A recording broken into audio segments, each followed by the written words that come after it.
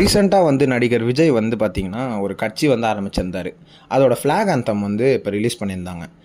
அதோட பாட்டு வந்து பார்த்திங்கன்னா கோட்டோட பாட்டை விட உண்மையாகவே நல்லாயிருக்கு அப்படின்னு சொல்லிட்டு சில பேர் சொல்லியிருந்தாங்க. அது மட்டும் இல்லாமல் அதில் இருக்க அந்த பின்குறிப்பெல்லாம் வந்து மாநாடு நடக்கும்போது விஜய் சொல்கிறேன்னு சொல்லியிருந்தார்.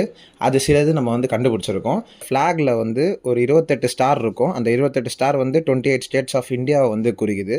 அது மட்டும் இல்லாமல் கீழே இருக்க 5 ஸ்டார் மட்டும் ஹைலைட் பண்ணியிருக்கோம். அந்த ஸ்டார்ஸ் வந்து பார்த்திங்கன்னா சவுத் இந்தியாவில் இருக்க 5 ஸ்டேட்ஸை குறிக்குது. அப்புறம் நடுவில் இருக்க அந்த ஃப்ளவர் வந்து வாகை மலர் வந்து வெற்றியை குறிக்குது அப்படின்னு வந்து சொல்கிறாங்க. அப்புறம் சைடில் வந்து 2 எலிஃபேண்ட் இருக்குது. ஸோ இந்த எலிஃபேண்ட் வந்து பார்த்திங்கன்னா காட்டிலேயே வந்து ரொம்ப பலம் வாய்ந்த ஒரு விலங்கு அப்படின்னு சொல்லலாம். ஸோ இதுக்கப்புறமா வந்து செப்டம்பர் 22 அன்னைக்கு இந்த ஃப்ளாகை பற்றி வந்து விலாவாரியாக வந்து எக்ஸ்பிளைன் பண்ணுறேன் அப்படின்னு சொல்லி தளபதி விஜய் வந்து சொல்லியிருக்காரு.